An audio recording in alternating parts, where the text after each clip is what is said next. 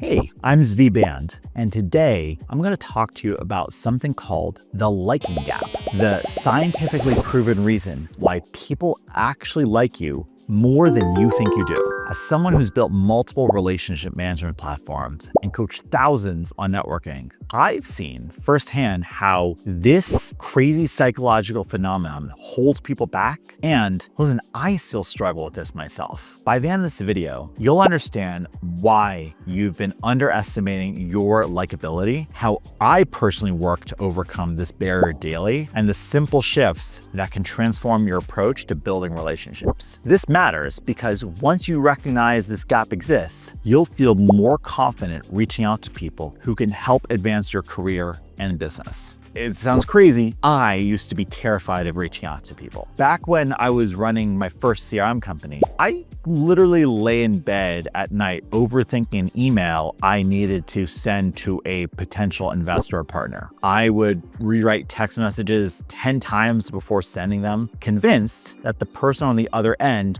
would be annoyed by my outreach no matter what. What finally changed things for me, though, was attending a conference where, for the first time, I heard people talking about how they perceived my previous outreach. I admittedly was shocked to hear when a bunch of people said things like, "Hey, I'm so glad you reached out last year," or "Hey, I really appreciate the last email you sent." Those people weren't annoyed. They actually valued hearing from me. This completely contradicted the story that had been running around in my head for years. I mean, think about yourself. Have you ever hesitated to send that message or convinced yourself that the other person would be bothered by hearing from you? Ask yourself first, what evidence do you actually have that this is true? So what you and I have experienced has a name to it. Researchers from Cornell, Harvard, and Yale identified it as the liking gap.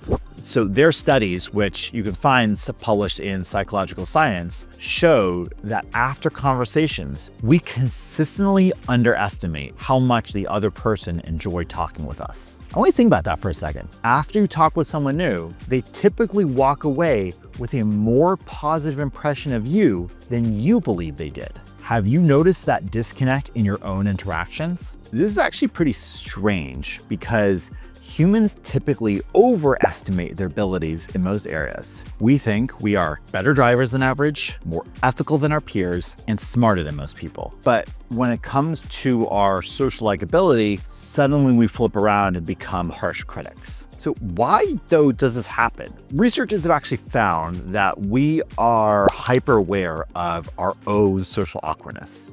You probably remember that moment when you talk too much about your cat or use the wrong industry term. You're replaying those moments on loop while the other person is focused on the value they got from the conversation. I still, in my head, always remember the first time I had a slow dance in 6th grade and I had 2 broken arms and I was dancing like a robot. Seriously, there are pictures. I see this all the time actually in my coaching work. People will say, yeah, but Zvi, I'm different. I actually am an awkward person. And I always respond, no, so am I. In fact, I think being a bit awkward often makes you more relatable and authentic versus perfectly having it all together. I mean, ask yourself, what social failures are you still holding on to that the other person probably doesn't even remember or didn't even know happened? Here's how I've personally worked to overcome the liking gap and how you can too. First, I've trained myself to recognize when